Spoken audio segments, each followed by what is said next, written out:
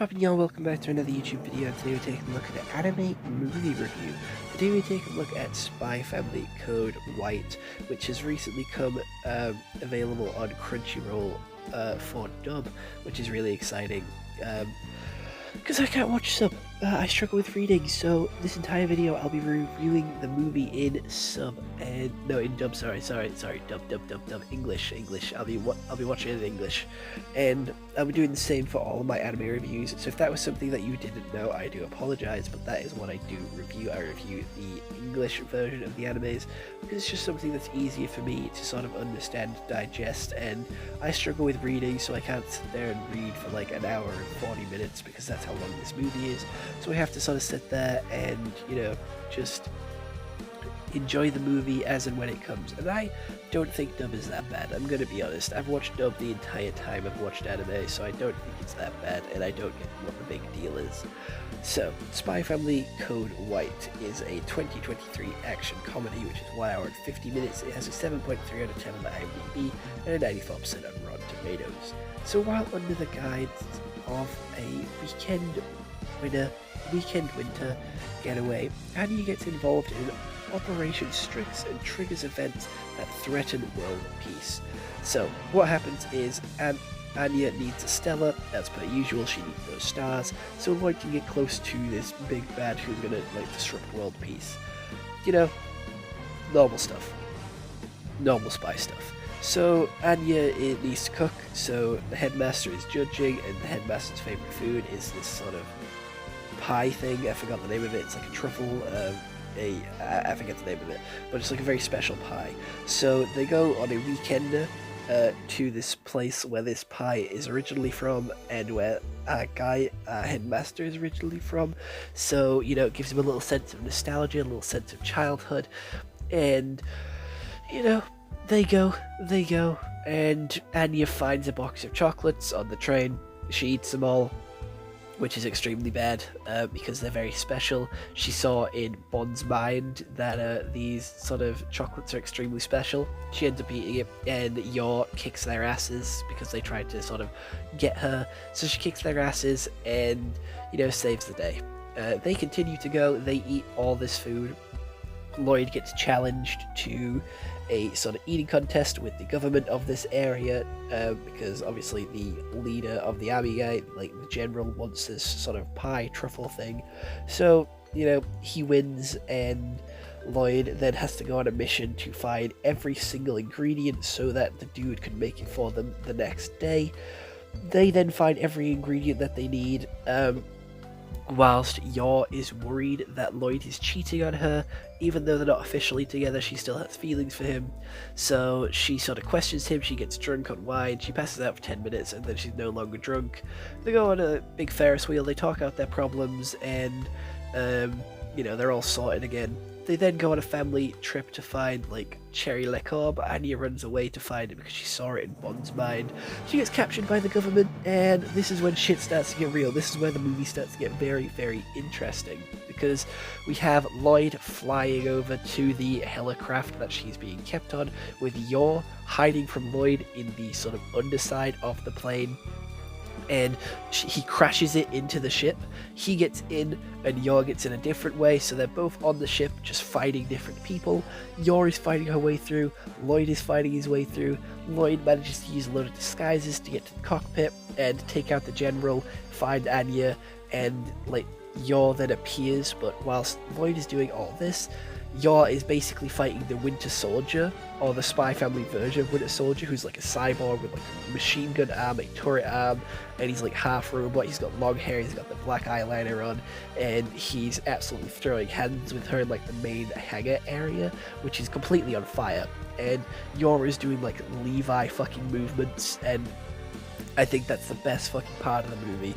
The fight between like the Winter Soldier and Yor is fucking incredible because she is like Leviing around, there's fire in the background, the movements are so smooth, the camera angles are following like Yor so well as she's like jumping around him and like slashing him, cutting him, and just doing all this assassin work. It looks so fucking cool. And then her final moment in the battle where she drops stuff lipstick and blows him up, because lipstick is apparently extremely flammable. Didn't fucking know that, but It is. So all you girlies and sort of mandem out there who like putting on lipstick, be careful because it is flammable and can explode. So, just be wary next time you drink one of them fire shots if you have lipstick on. Don't want your lips to end up on fire as well. But, she's running around Leviing it up and takes him out. They then use the power of family, not the power of friendship, because it's different. The power of family to stop the ship from crashing into the town and crash it into the water instead. They then go home. Anya's ready to cook because they never actually, got the chef to cook it for them. They just went home, they cooked it, and she then had to go to school to cook it herself. The oven set on fire, so they postponed it, and they're now going on another family vacation to do the vice principal's favourite food, which is whatever, and it's a summery place this time instead of a wintry place. So maybe we'll get another movie, which is a follow-on to this one. I'm not sure, but I feel like it's a very satisfying conclusion to sort of end the movie where you started it with them going on a holiday. It's just a very nice touch, going full circle. The loop will start again, and you'll probably get herself into even more trouble in this one. But it all started from a little chocolate. And to be fair, when I was watching the movie, I was like, what the fuck is the chocolate? Is it really that special? Like, I just thought it was a basic chocolate, and I'm like, does it have drugs in it or something like that? Is it like a drugged chocolate? What the hell's going to happen with this chocolate? I don't get it. And then it turns out that the chocolate was actually very, very important, and the dude that they set up in the sort of eating contest was also important.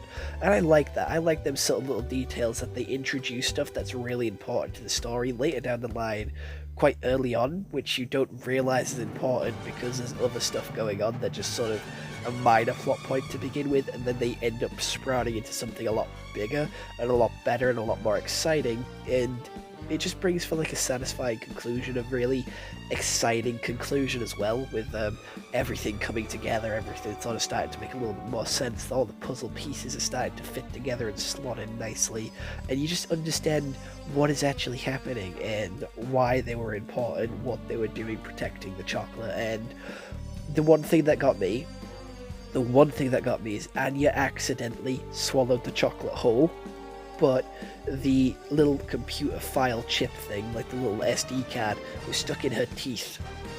Now, that SD card would have annoyed the fuck out of me if I felt it in between my teeth. That SD card would have pissed me the fuck off because A, it was quite fucking thick, so you would have definitely felt it in between your teeth. But how did it get from outside the chocolate and stuck into Anya's teeth when she accidentally swallowed it whole?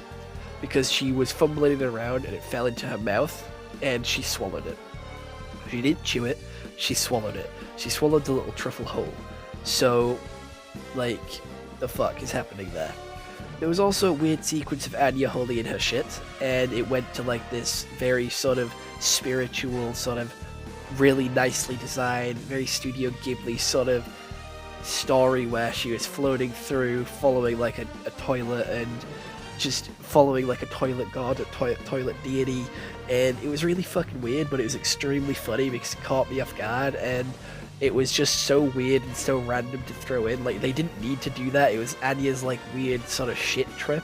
It was, she desperately needed to shit that bad that she fucking tripped. She started tweaking and like just flying around this like field meadows to a giant toilet with her like cat doll and a weird sort of duck potty that she was floating on. It was really fucking weird, but it was really funny.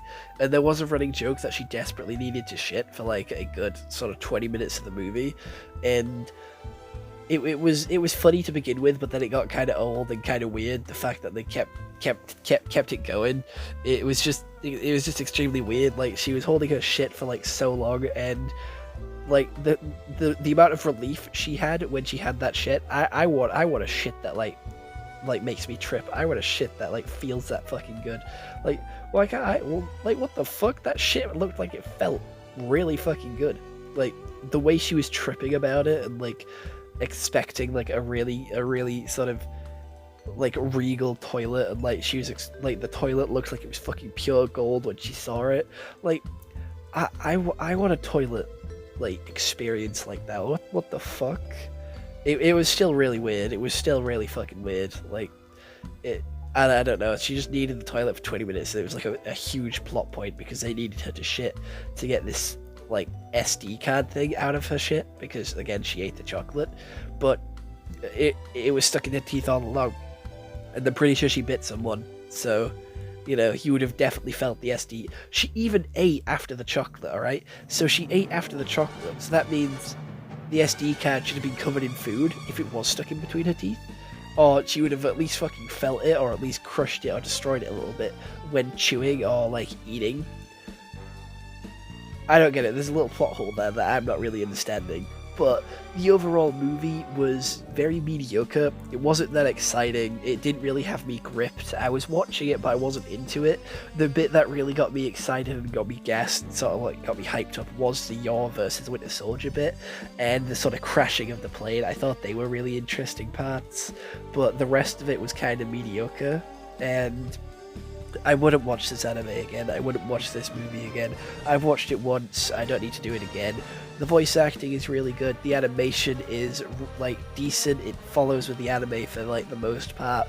But when it gets to the Yor versus Winter Soldier sort of fight, they just up the animation like tenfold, like 1000%. It's over 9,000. They were going in, and it was so fucking good. It was so clean, so exciting, and it was the best part of the movie. And I cannot deny Yor is a fucking badass. But again, I wouldn't watch this movie again. The Yor versus Winter Soldier was my highlight.